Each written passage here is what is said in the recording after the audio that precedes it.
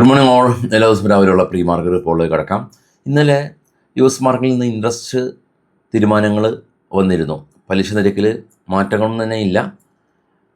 പക്ഷേ ഈ ഒരു ഇൻഫ്ലേഷൻ ഇനിയും ഉയരാൻ സാധ്യതയുണ്ട് എന്നുള്ള ആശങ്ക US മാർക്കറ്റിൽ ഡോ ഇന്നലെ 2.2% ഫോള്, അഥവാ 1153 പോയിൻ്റ് ഒരു ഫോളാണ് നൽകിയത്.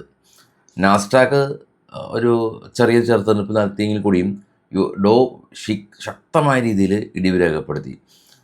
എന്നാൽ ഇപ്പോൾ ട്രേഡ് ചെയ്യുന്ന ഏഷ്യൻ മാർക്കറ്റിനോ ഗിഫ്റ്റ് നിഫ്റ്റിക്കോ ഒന്നും തന്നെ ആ ഒരു ഇമ്പാക്റ്റ് ഇല്ല. പക്ഷേ US മാർക്കറ്റ് ഒരു സിംഗിൾ ഡേ കൊണ്ട് നടത്തിയ ഏറ്റവും വലിയ ഇടിവിൽ ഒരു ദിവസമായിട്ട് ഇന്നലെ മാറിയിട്ടുണ്ട്.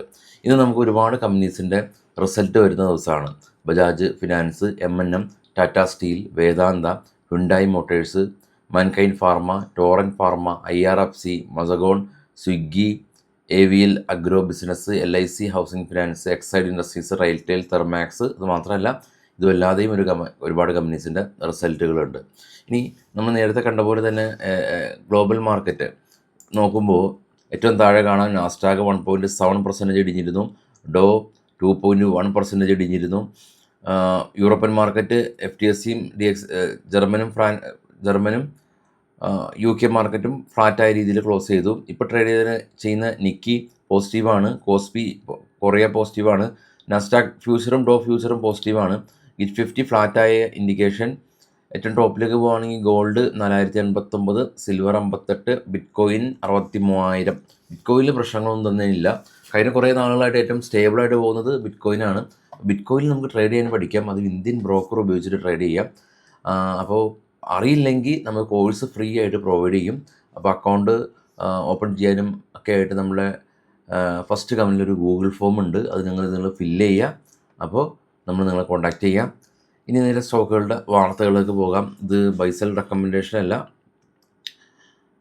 ആദ്യമായിട്ടുള്ളത് സ്റ്റോക്കിൻ്റെ വാർത്തയിൽ ഒരു സെക്കൻഡ്. എംടാർടെക് എന്ന് പറഞ്ഞ കമ്പനിയുടെ റിസൾട്ട് വന്നു. നെറ്റ് പ്രോഫിറ്റ് അവർ 10 കോടി രൂപയിൽ നിന്ന് 50 കോടി രൂപയിലേക്ക് ഉയർത്തി. Bajaj housing finance net profit 22% increment ഉണ്ടായി.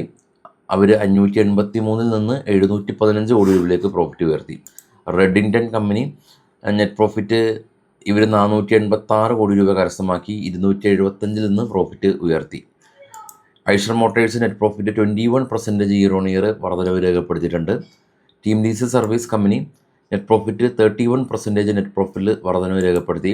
വേദാന്ത oil and gas net profit കഴിഞ്ഞ തവണ ലോസ് ഉണ്ടായ കമ്പനിയാണ്, ഇത്തവണ 945 കോടി രൂപ പ്രോഫിറ്റ്. വാരി എനർജി കമ്പനി നെറ്റ് പ്രോഫിറ്റ് 850 കോടി രൂപ പ്രോഫിറ്റ് ഉണ്ടാക്കി. കഴിഞ്ഞ തവണ 745 രൂപ പ്രോഫിറ്റ് ഉണ്ടായ കമ്പനിയാണ്. Vedanta iron and steel company net profit ലോസിലുണ്ടായ കമ്പനി, ഇത്തവണ 121 കോടി രൂപ പ്രോഫിറ്റാണ്. ഡാബർ ഇന്ത്യ നെറ്റ് പ്രോഫിറ്റ് 510 നിന്ന് 590 കോടി രൂപയിലേക്ക് ഉയർന്നു.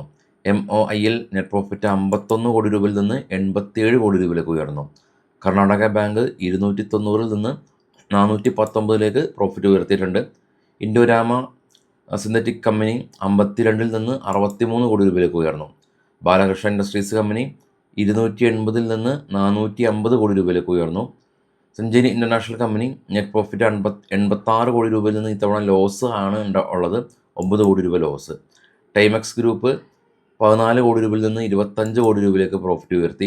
പ്രസ്റ്റീജ് 290 നിന്ന് 236 കോടി രൂപയിലേക്ക് പ്രോഫിറ്റ് ഒന്ന് കുറഞ്ഞു. ലക്ഷ്മി ഓർഗാനിക് നെറ്റ് പ്രോഫിറ്റ് 21 കോടി രൂപയിൽ നിന്ന് 67 കോടി രൂപയിലേക്ക് പ്രോഫിറ്റ് ഉയർത്തി എന്നുള്ളതാണ് ന്യൂസ്. അപ്പോൾ ബിറ്റ്കോയിനിൽ ട്രേഡ് ചെയ്യാൻ താല്പര്യമുള്ള ആളുകൾക്ക് ഫസ്റ്റ് കമൻറ്റിൽ ഗൂഗിൾ ഫോം ഫില്ല് ചെയ്യാം. എല്ലാവർക്കും ശുഭദിനം. Thank you all.